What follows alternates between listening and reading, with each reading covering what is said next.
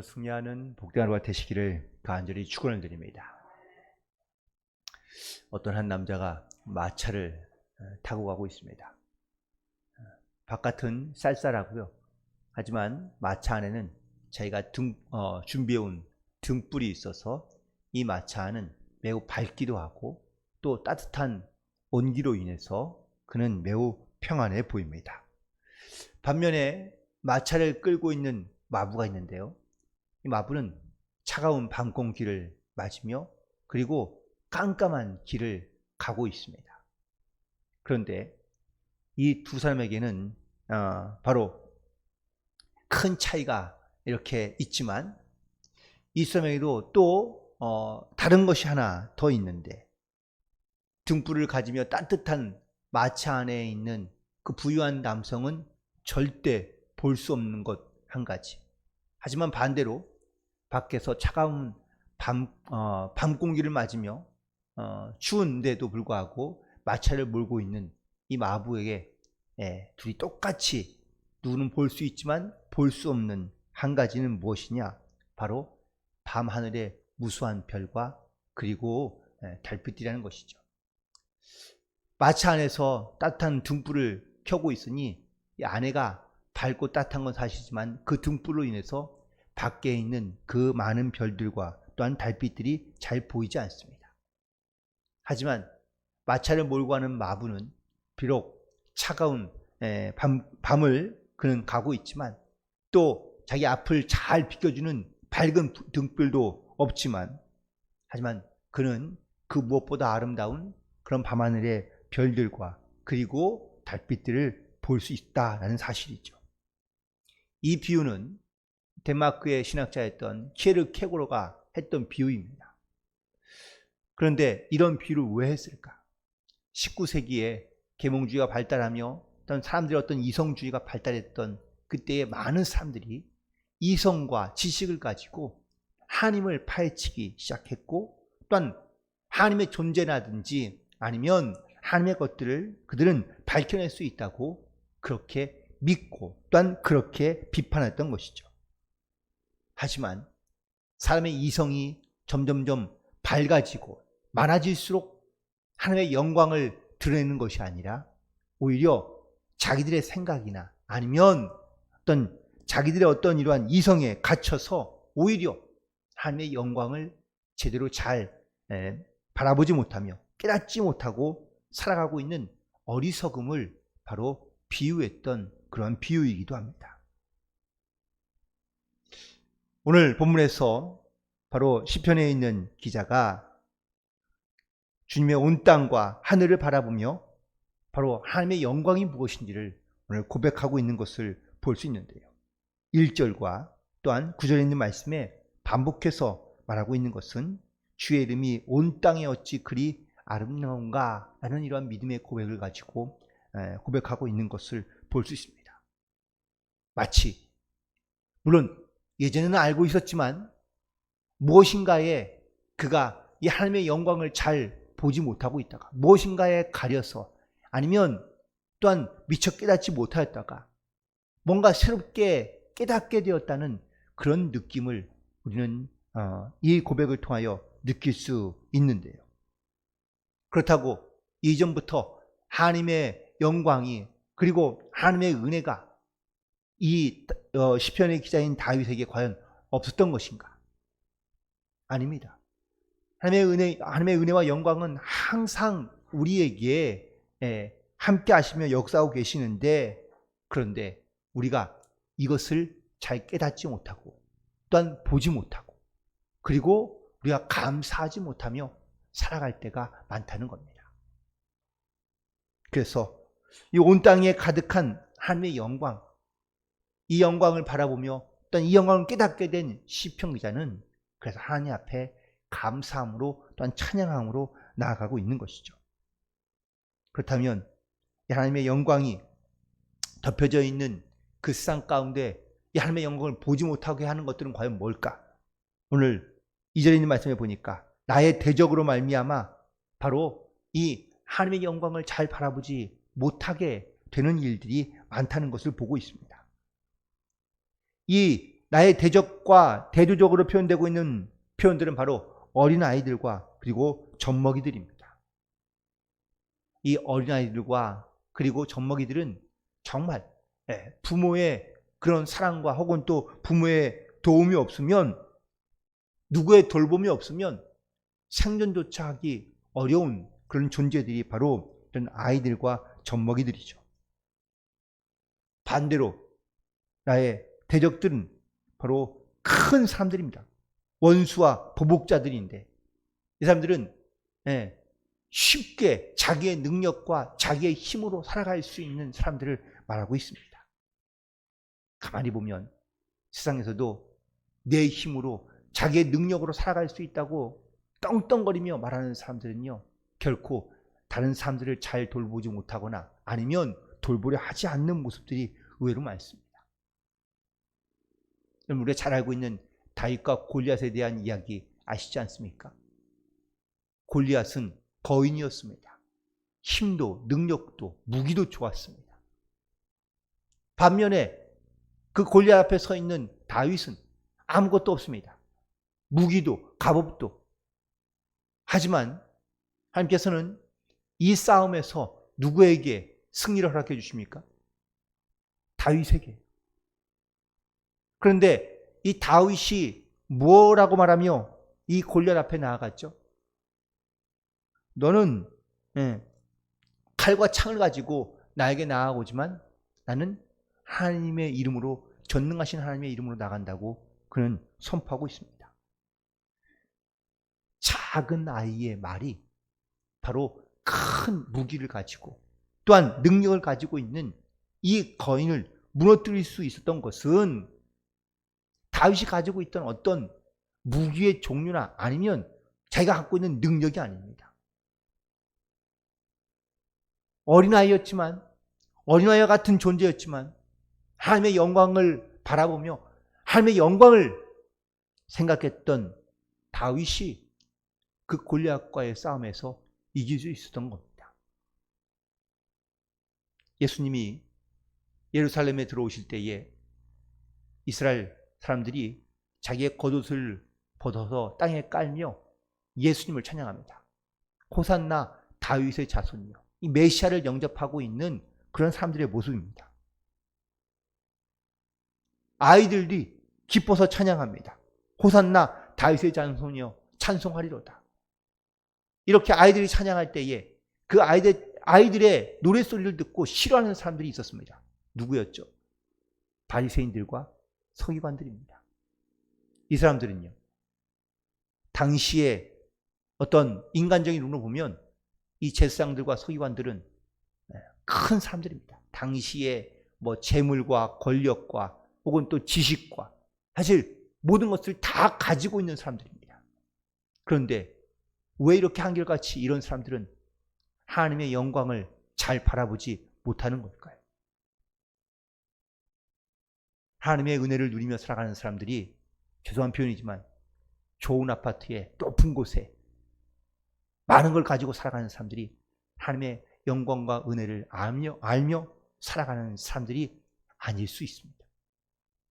반대로 정말 내 모습은 너무나 약하고 부족하고 그리고 너무나 연약한데, 지금의 내 모습이 있는 정말 너무나 부끄러운데, 그런데 오히려 반대로 이런 사람들이 하나님의 영광이 무엇인지 눈을 들어 바라보며 그리고 나에게 주신 하나님의 은혜가 무엇인지를 깨닫고 살아가는 사람들이 훨씬 더 많다는 겁니다. 지금 우리가 눈을 들어 바라보며 나에게 주신 하나님의 영광이 무엇인지, 하나님의 은혜가 무엇인지를 우리가 정말 믿음 안에서 발견하고 고백하며 또한 주님의 영광을 찬양하며 나아갈 수 있는 그러한 믿음의 고백과 결단 가운데 나아가는 복된 하루가 되시기를 주님의 이름으로 간절히 축원을 드립니다. 4절에 있는 말씀을 보니까 사람이 무엇이간데 주께서 그를 생각하시며 인자가 무엇이기에 주께서 그를 돌보시냐고 묻고 있습니다. 이 하나님의 영광을 바라보는 사람의 놀라운 특징 중 하나가 바로 이 자기의 연약함, 자기의 부족함을 철저하게 깨닫는 사람이다라는 사실이죠. 하나님의 영광이 보이지 않을 때에는 자기의 능력이 보이고 자기의 것이 보이며 또한 자기의 것을 향해 열심히 달려갑니다. 그런데 어느 순간 그 자기의 능력과 혹은 또 자기의 가지고 있는 것들을 잃어버리게 되는 순간 그는 허무함을 느끼며 헛되다고 이야기하는 경우가 대부분입니다. 그런데 하나님의 영광을 바라볼 줄 알며 하나님의 영광을 생각하는 사람은 결코 내 힘으로 나의 능력으로 되는 것이 아니라는 것을 분명하게 고백한다라는 사실입니다. 다윗이 정말 치열하게 살고 있습니다. 지금 다윗의 상황이 어떤 상황인지 우리가 얼마 짐작함이 있지 않습니까? 지금 사울 왕의 이 위협으로부터 도망다니고 있습니다. 하루하루 정말 숨가쁘게 도망다니며 어떻게 살아야지 하루하루를 정말 살아가는 것이 결국 쉽지 않은 삶을 살고 있습니다. 정신없이 살고 있습니다. 그런데 그가 어느 순간 눈을 들어 하늘을 바라보며 하나님이 나와 함께 하시는구나. 나를 도고 계시는구나. 역사하시는구나 라는 것을 그가 그 순간 깨닫게 되었다라는 겁니다. 얼마 전까지만 해도 그렇게 정신없이 피해 다니며 또한 정신없이 돌아다니며 정말 이 땅 가운데 유리 나는 것 같고 고통 가운데 살아가는 것 같은 내 인생을 다시 한번 눈을 들어 보니 얼마나 온 땅이 아름다운지 모릅니다. 여러분들, 이런 여유 혹은 또 이런 믿음의 고백은 과연 언제 나타나는 걸까요? 여전히 나의 시선이 땅을 향해 있거나 문제를 향해 있으면 우리는 고통 가운데 고난 가운데 있는 것 같고 하나님의 영광은 전혀 보이지 않는데 우리가 영의 눈을 떠서 하늘을 바라보면 지금 물론 그렇다고 고난이 사라지거나 아니면 무슨 어떤 고통이 사라진 건 아니겠죠. 하지만 하나님이 나를 도우시고 나와 함께 하시며 또한 나를 이끌어 가시는 그 하나님의 은혜와 하나님의 손길을 깨닫게 되는 순간 우리의 믿음의 고백이 달라지게 된다는 사실입니다. 여전히 원수들과 보복자들이 자기의 곁에서 혹은 자기를 쫓고 있으며 또한 자기를 괴롭히고 있지만 눈을 들어 이 하나님의 영광을 보게 되니 이게 나의 능력으로 나의 힘으로 해결될 수 있는 문제가 아니라 하나님의 능력과 하나님의 은혜가 필요한 것이라는 것을 깨닫게 되고 그리고 그 안에 있는 하나님의 영광을 하나하나 보게 됩니다. 내가 과연 무엇이기에 내가 과연 어떤 존재이기에 하나님께서 나를 돌보시고 또한 나와 함께 하시는지 그 은혜에 감사하며 고백할 수 있는 이런 믿음의 고백과 여유가 오늘도 저 여러분 가운데 함께하게 되기를 다시 한번 주님의 이름으로 간절히 축원을 드립니다.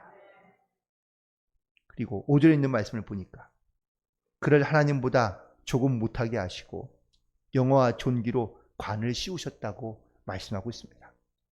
여러분이 과연 사람이 하나님과 비교할 수 있는 존재입니까?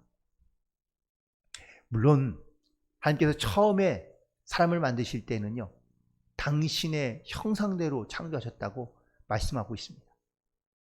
여러분들 이 말씀 그대로를 언어를 옮기면 하나님과 비슷한 존재이다 라는 겁니다. 여러분 모양만 비슷하겠습니까? 아닙니다. 우리가 가지고 있는 능력도 하나님의 형상을 따라 하나님과 비슷하게 만들어졌다는 사실입니다. 그런데 이랬던 인간이 타락합니다. 여기서 지금 말하는 바로 사람이 무엇이게라는 이 사람은 언어로 보면 에노시인데 이 에노시는 완전히 타락한 사람, 존재를 말하고 있으며 철저하게 범죄된 사람을 말하고 있는 겁니다. 하나님의 형상은 완전히 없어지고 그리고 타락한 존재만 남아있는 상태, 이게 바로 사람인 에노시의 상태인 것이죠. 하나님의 형상이 사라지고 사람의 타락한 모습만 남아있으니 과연 하나님께서 과연 우리를 왜 생각하시고 하나님께서 왜 우리를 돌보실까? 그렇지만 하나님은 여전히 우리를 긍휼히 여기시고 또한 우리를 당신의 모습으로 회복시키려고 원하신다고 말씀하고 있는 겁니다. 그는 바로 사람이죠. 타락한 사람을 말하고 있는 겁니다. 하나님보다 조금 못하게 하시고 영화와 존귀의 관을 씌워주셨다라는 겁니다.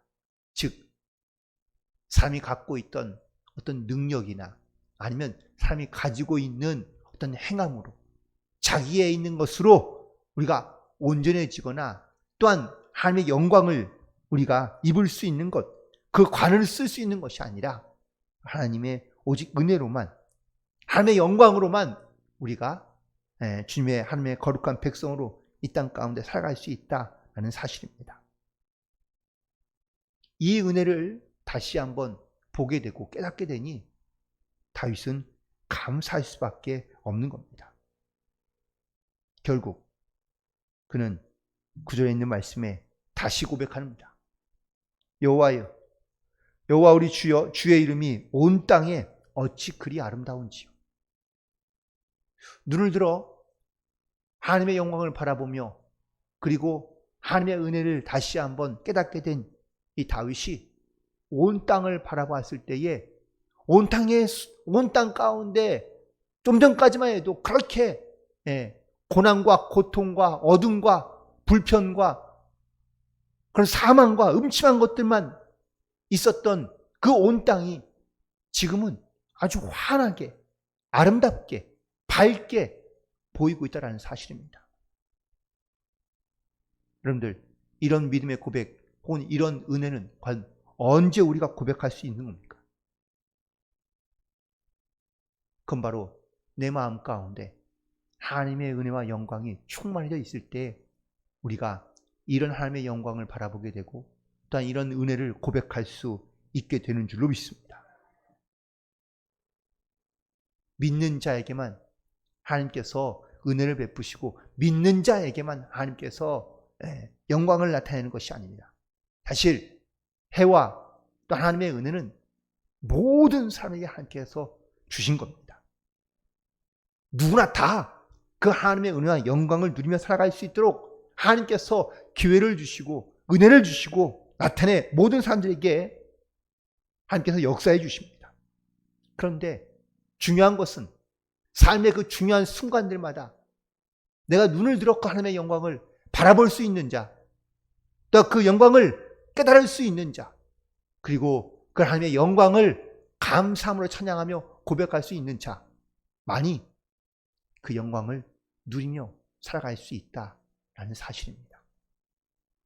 바라고 원하기는 이제 8월의 마지막 날이죠. 오늘이 벌써 8월의 마지막 날이 지나가고 이제 내일이면 9월달이 시작되는데 우리가 남아있는 올해 한 해뿐만 아니라 하루하루 살아가며 우리의 눈을 들어 이 하나님의 영광을 바라볼 수 있는 그러한 믿음의 여유와 믿음의 결단이 있게 되기를 간절히 소망하며 그리고 그 온 땅 가운데 펼쳐져 있는 그 하나님의 놀라우신 은혜와 영광을 우리도 믿음으로 고백하며 감사함으로 승리하며 나아갈 수 있는 복된 하루가 되시기를 주님의 이름으로 간절히 축원을 드립니다. 기도하시겠습니다.